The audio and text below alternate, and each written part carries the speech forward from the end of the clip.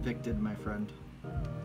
Lucky, you're a nuisance to your neighbors and your own living space. It is an absolute mess, and therefore you have violated your lease agreement, and we ask that you vacate the premises within the next 48 hours. Alright guys, we are here in front of Lucky's future home. This is the 40-gallon breeder that I've been telling you about that we're going to be setting up for him. I got Kevin Kelly here. He is the guy that did the giant rockscape up in my living room and that we will be doing in a future video. But we are going to be aquascaping his tank. This is for a common goldfish. And Kevin, what do you want to tell everybody about this setup? Anything in particular? We're going to do a real simple scape, low tech. It's going to be just some driftwood that we're going to piece together, going in a nice traditional 45-degree angle from the top right down to the bottom left, and we're going to attempt to use banana plants to get them to pad, so it'll be like a pond that somebody would have in their backyard. Nice little combination of shade and making it a happy home for that little carp. Alright, so stay tuned and you'll see what we're going to do. Alright guys, so let's get into why we're moving Lucky in the first place. Goldfish are not meant to be kept in a 10-gallon tank. They need typically, and this is mostly for commons and fancies, they need at least 40 gallons, 30 at the bare minimum, but 40 gallons of water.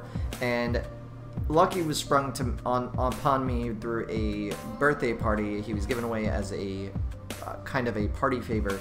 And goldfish are not a good party favor type fish. You definitely don't want to give them betas in some cases, but you really don't want to be giving away fish, period, because you want the person that's going to be taking care of the animal to know what they're doing, and fish are very difficult, so I don't advise that.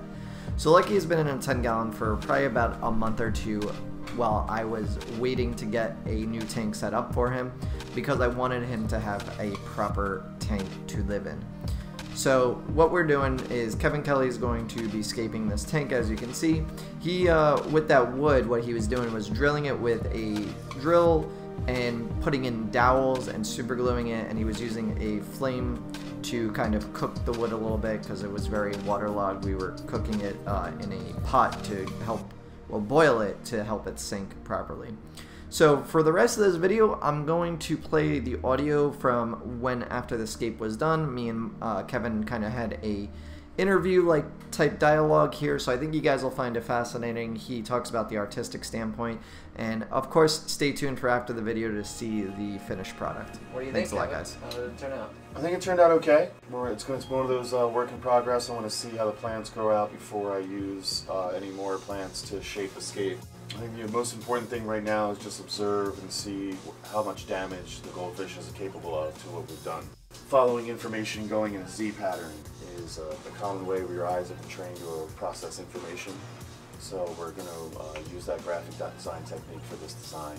One of the nice things about using such a nice light substrate is, like with any painting, you like to have a dark area that's offset with a very light area, which is what we did here. And you were saying that the rocks over here, you were inspired by what now? One of the coolest things, you can always see is when water gets trapped in the rocks, winter comes and it splits her in stone. I think it's a technique that isn't given its due. For those who are obsessed with making things look as natural as possible, that would literally be as natural as possible. Most rocks split under cold weather and they create these nice split patterns. Right. Yeah, I actually didn't realize that you were gonna go, or that this kind of fit into the design with the Anubis in between the rocks. Typically you see it on the wood or whatnot, so I think this adds a nice aspect. It looks like, some sort of in like a stream, just bushels of plants just, chilling along a rock edge or something. I find a lot of the rhizome plants, Buses and Anubias are actually happier closer to the substrate. They grow better, they grow faster. I know putting it up on wood is a nice look, but I think they grow a lot slower. Right, gotcha. Tip for somebody doing a planted goldfish tank like this, what do you think? I mean, obviously this is something that, most people wouldn't be able to recreate per se with the whole design of everything, but in general with planting and whatnot. I am not an expert on planted goldfish tanks, but this being my second try, I went a little more bold this time. Last time I did it was just all crazy stonework. Okay. But I find that giving the goldfish, for instance, a place to hide in shadow is really important for their happiness. I think fish happiness is really important. Right. I didn't used to be that way. This is a new thing for me. Okay. Fish were just part of the ornaments of the aquarium. I only focused on plants. Right. But as you can see with Lucky, he's really digging being having these little places that he can go in and out of. When he gets a lot bigger, he'll still have like some areas where he can hide and feel comfortable. Yeah, and the other thing is we use banana plants here in the background that are going to eventually hit the surface of the water. It'll shadow the tank a bit and hide a lot of the light from him and allow him to feel more safe. Right now he's actually curled up here beneath some of the wood. I think they like that. I think once the banana plants turn into pads, it'll also look really nice. It'll have nice offshoots coming out to fill in the empty space above in the tank. I really like that look. Again, it's another look that isn't used very often. Right. Probably, again, the most natural for a nature tank is to have pads going. Gotcha. Alright, so if you all want to check out Kevin Kelly, where can they find you? Check out my Instagram, Rossfett, ROSSFETT, and then Brooklyn Hardscape is their other one, Brooklyn_Hardscape on Instagram.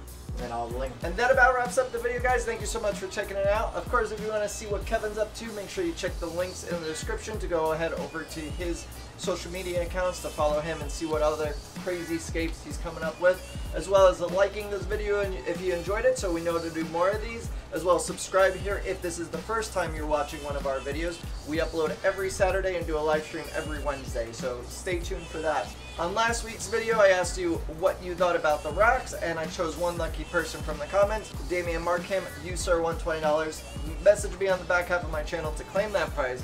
But he had mentioned mixing a type of T-absorb or something like that with other types of stuff. I'm pretty set on the black fluorite. I like the black on black design, but I thank you for the input. I really appreciate it. It may be something that we may try to experiment with in the future. Make sure if you guys want to win $20 on this video, leave a comment, let me know what you thought about the tank, anything that you would have done differently, any suggestions maybe for future with this tank. As you know, this is going to be a work in progress. We're going to see how Lucky does and the other new goldfish that we have as well waiting on standby. And we'll see how he does. Right now he's loving it. He's actually really just chilling in here in the rocks and wood and stuff, and he's really enjoying it. So guys, I will see you next time.